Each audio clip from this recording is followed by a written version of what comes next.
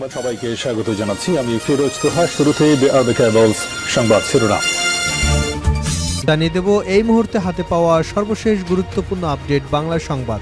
শুরুতেই থাকছে হাসিনা জয়ের বিরুদ্ধে $300 মিলিয়ন পাচারের প্রমাণ পেয়েছে এফবিআই। ছাত্র জনতার গণঅভ্যুত্থানে ক্ষমতাচ্যুত শেখ হাসিনা ও তার ছেলে সজীব ওয়াজেদ জয়ের বিরুদ্ধে গুরুতর আর্থিক অনিয়ম, অর্থ পাচারের প্রমাণ পেয়েছে মার্কিন গোয়েন্দা সংস্থা federal bureau of investigation FBI.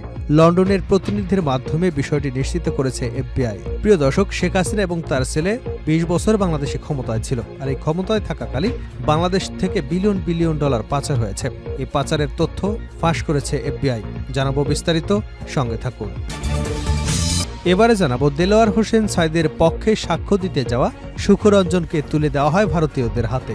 Maulana Delwar Hossain সাঈদের পক্ষে আন্তর্জাতিক অপরাধ ট্রাইব্যুনালে সাক্ষ্য দিতে গেলে নিখোঁজ হয়ে যায় সুখরঞ্জন বালিক। কিভাবে ভারতের কারাগারে পৌঁছান তার এক লোমহর্ষক বর্ণনা দিয়েছেন তিনি। জানাবো সংস্কারের পাশাপাশি ষড়যন্ত্র প্রতিরোধেও প্রস্তুত থাকতে হবে। দেশকে অস্থিতিশীল করতে অনেক ধরনের ষড়যন্ত্র চলছে উল্লেখ করে অন্তর্বর্তী সরকারকে সংস্কারের পাশাপাশি ষড়যন্ত্র প্রতিরোধে প্রস্তুত থাকবার আহ্বান জানিয়েছেন গণ অধিকার পরিষদের সভাপতি ও ডাকসুর সাবেক ভিপি নুরুল হক নূর। এদিকে বারবার জাতীয় পতাকাকে খামচে ধরেছে পুরনো শকুন উপদেষ্টা আদিলুর রহমান। গৃহায়ন এবং গণপূর্ত উপদেষ্টা আদিলুর রহমান খান বলেছেন, বারবার জাতীয় পতাকাকে খামচে ধরবার চেষ্টা করেছে পুরনো শকুন। প্রতিহতের জায়গা আমাদের বজায় রাখতে হবে।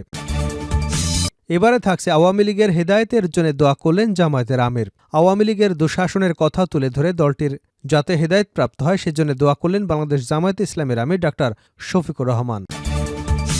এবং সর্বশেষ জানাবো আন্তর্জাতিক সংবাদ। গণকবরে 100 নারী ও শিশু লাশের সন্ধান। ইরাকের একটি গণকবরের সন্ধান মিলেছে। তাদের প্রায় 100 জনের দেহাবশেষ পাওয়া গেছে। ধারণা করা হচ্ছে এসব দুর্ভাগা কুদ্রি জনগোষ্ঠীর। শুক্রবার আরব নিউজের কয়েকটি সংবাদ মাধ্যম এ নিয়ে খবর প্রকাশ করেছে। এতক্ষণ শিরোনাম শুনছিলেন, এবার বিস্তারিত। প্রিয় দর্শক, আপনি যদি এই চ্যানেলে নতুন হয়ে থাকেন, ভিডিওটি দেখতে দেখতে চ্যানেলটি সাবস্ক্রাইব করে আমাদের সঙ্গে থাকুন। আর এই ভিডিও সম্পর্কে আপনি আপনার মূল্যবান মতামতটি কমেন্ট বক্সে জানিয়ে দিন। আর হ্যাঁ প্রিয় দর্শক, জানিয়ে দিন ভিডিওটি কোথা থেকে দেখছেন। হাসিনা জয়ের বিরুদ্ধে $300 মিলিয়ন পাচারের প্রমাণ পেয়েছে এফবিআই। ছাত্র জনতার অভ্যুত্থানে ক্ষমতাচ্যুত শেখ হাসিনা এবং তার ছেলে সজীব ওয়াজেদ জয়ের বিরুদ্ধে গুরুতর আর্থিক অনিয়ম, অর্থ পাচারের প্রমাণ পেয়েছে মার্কিন গোয়েন্দা সংস্থা federal bureau of investigation FBI. লন্ডনের প্রতিনিধির মাধ্যমে বিষয়টি নিশ্চিত করেছে এফবিআই। যুক্তরাষ্ট্রের ডিপার্টমেন্ট অব জাস্টিসের senior trial attorney Linda Samuels special agent La প্রিভিটোর সঙ্গে যোগাযোগ করে দেখতে পান বাংলাদেশ থেকে যুক্তরাষ্ট্রের বিভিন্ন ব্যাংক অ্যাকাউন্টে $300 মিলিয়ন পাচার হয়েছে। গত 9 সেপ্টেম্বর এফবিআই এর একটি প্রতিনিধি দল বাংলাদেশের দুর্নীতি দমন কমিশনের মানি লন্ডারিং অ্যান্ড লিগ্যাল ইউনিটের মহাপরিচালক সহ সংশ্লিষ্ট কর্মকর্তাদের সঙ্গে কমিশনের সদর দপ্তরে বৈঠক করেন। এই বৈঠকে বিপুল পরিমাণ দলিল বাংলাদেশের কাছে হস্তান্তর করা হয়। দুদক কর্মকর্তারা জানান, গত 1 অক্টোবর বাংলাদেশে ইউরোপীয় ইউনিয়ন ডেলিগেশনের head of cooperation Michael Krejza এর নেতৃত্বে 3 সদস্যের একটি প্রতিনিধি দল দুদকের তৎকালীন চেয়ারম্যান মোহাম্মদ মঈনুদ্দিন আবদুলের সঙ্গে সাক্ষাৎ করে পাচার হওয়া তহবিল প্রত্যাবর্ষণ এবং কমিশনের পরিচালনার সক্ষমতা বাড়াতে কারিগরি সহায়তা নিয়ে আলোচনা করেন। শেখ হাসিনা এবং তার ছেলে সজীব ওয়াজেদ জয়ের বিরুদ্ধে যুক্তরাষ্ট্রে $300 মিলিয়ন পাচারের অভিযোগ ও তদন্ত শুরু করেছে দুদক। সংস্থার কর্মকর্তা নাম প্রকাশ না করবার শর্তে গ্লোবাল ডিফেন্স কর্পকে বলেন, শেখ হাসিনা এবং জয়ের বিরুদ্ধে দায়ের করা অভিযোগ অধিকতর তদন্তের জন্য দুদকের মহাপরিচালক বিশেষ তদন্ত বরাবর পাঠানো হয়েছে।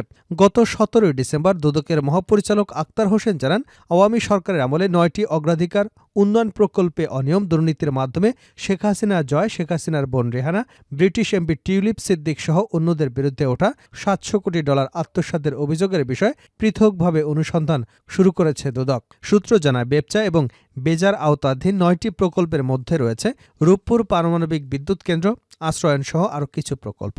$700 কোটি মধ্যে শুধু রূপপুর পারমাণবিক বিদ্যুৎ কেন্দ্র প্রকল্প থেকেই $500 কোটি আত্মসাৎ করা হয়েছে।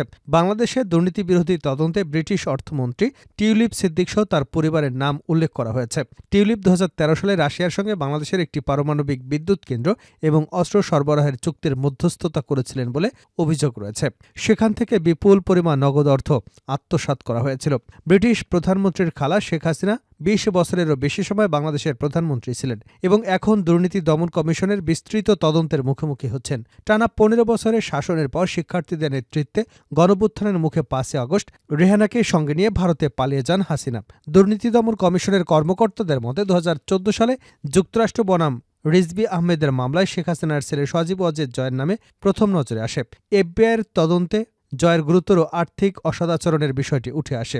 বিশেষত সজীব ওয়াজেদ জয়ের নামে হংকং এবং কেম্যান দ্বীপপুঞ্জের বিভিন্ন ব্যাংক অ্যাকাউন্ট ব্যবহার করে নিউ ইয়র্ক, ওয়াশিংটন ডিসি এবং লন্ডন ব্যাংকে অর্থ স্থানান্তরিত করবার তথ্য সামনে আসে। এফবিআই তাদের লন্ডন প্রতিনিধির মাধ্যমে বিষয়টি নিশ্চিত করেছে এবং গুরুতর আর্থিক অনিয়ম ও অর্থ পাচারের প্রমাণ পেয়েছে।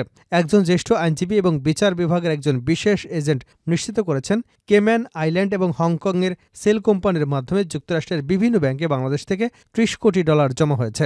এ বিষয়ে দুদক চেয়ারম্যান মোহাম্মদ আব্দুল মোমেন সাংবাদিকদের বলেন, এই ঘটনার অনেকাংশই সত্য। আমরা ভবিষ্যতে আরও সুনির্দিষ্ট তথ্য পেতে পারি। এ বিষয়ে আমরা পরে সরাসরি কথা বলব।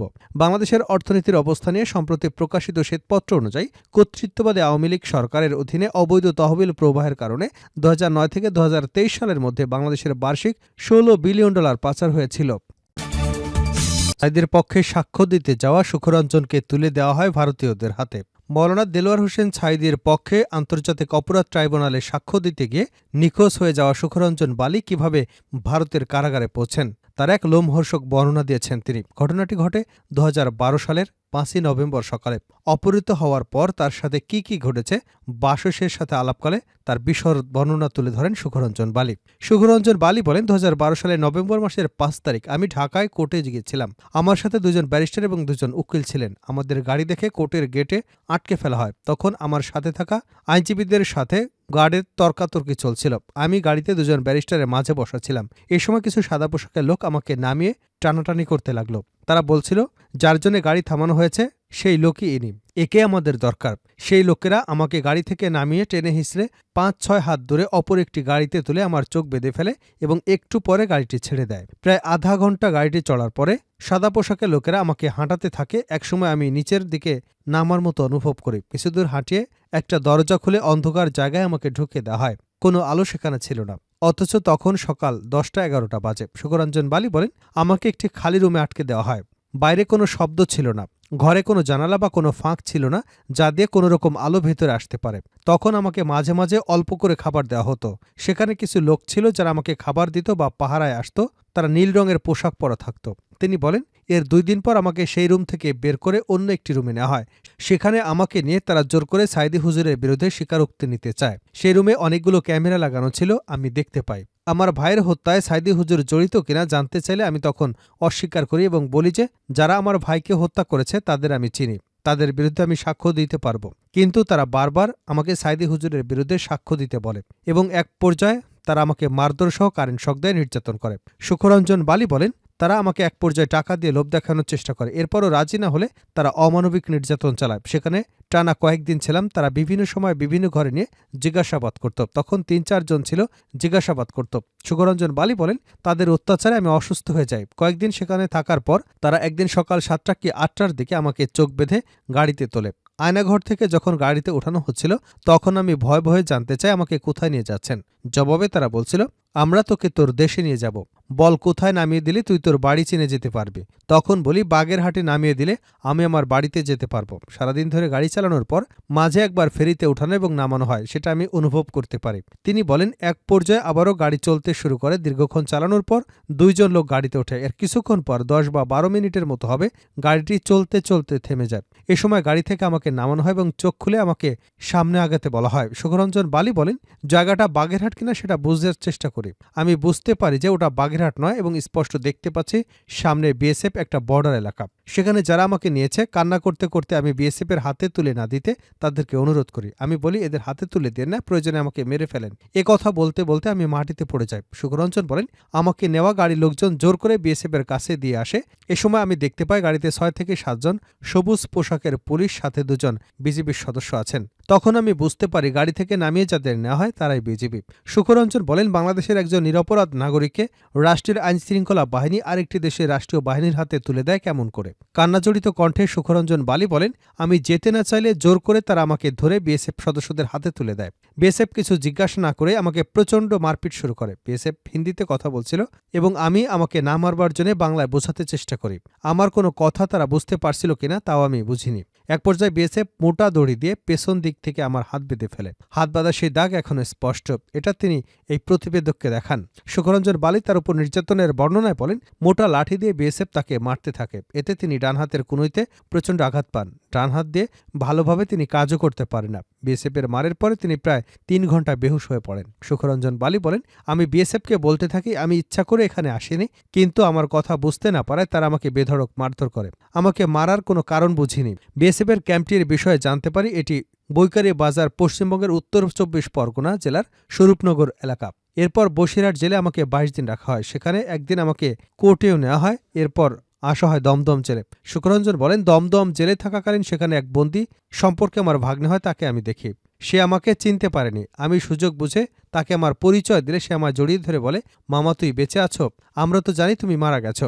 সেই ভাগ্নে কারামুক্তির পর আমার বাড়িতে নিকট আত্মীয়রা আমার বেঁচে থাকার এবং ভারতের দমদম জেলে থাকার খবর পায়। সুখরঞ্জন বলেন, আমার বাড়ির লোকজন ভারতে প্রশাসন এবং মানবাধিকার সংস্থার সাথে যোগাযোগ করলে মানবাধিকার সংস্থার সহায়তায় সুপ্রিম কোর্টের আদেশে 2018 সালের প্রথম দিকে 5 বছর জেল খেটে আমি মুক্ত হয়ে দেশে ফেরত আসতে পারি। তিনি জানান, দমদমে থাকাকালীন বিভিন্ন মানবাধিকার সংস্থা আমার ইন্টারভিউ নিয়েছিল।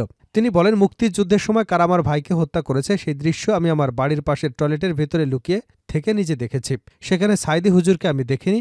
তখন এ নামে কাউকে আমি চিনতামও না। উনি আমাদের এলাকা থেকে নির্বাচিত 2 বারের এমপি ছিলেন। তখন উনার সম্পর্কে জানি এবং চিনতে পারি। সাইদি হুজুর যখন এলাকায় এমপি ছিলেন তখন আমাদের মনে হতো যেন আমরা মায়ের কোলে আছি। হুজুর নিরপরাধ, নির্দোষ, তার বিরুদ্ধে শত নির্যাতন সহ্য করে আমি সাক্ষ্য দেইনি। আমাকে ক্ষুদিরামের মতো ফাঁসি দিলেও আমি প্রস্তুত ছিলাম। তিনি বলেন, ভারত থেকে দেশে ফিরে আমি নিজ এলাকায় পিরোজপুরের ইন্দুরকানীতে যেতে পারিনি। নিরাপত্তার কারণে বাগেরহাটে আত্মীয় এবং পরিচিতদের সহায়তায় তাদের আশ্রয় ছিলাম।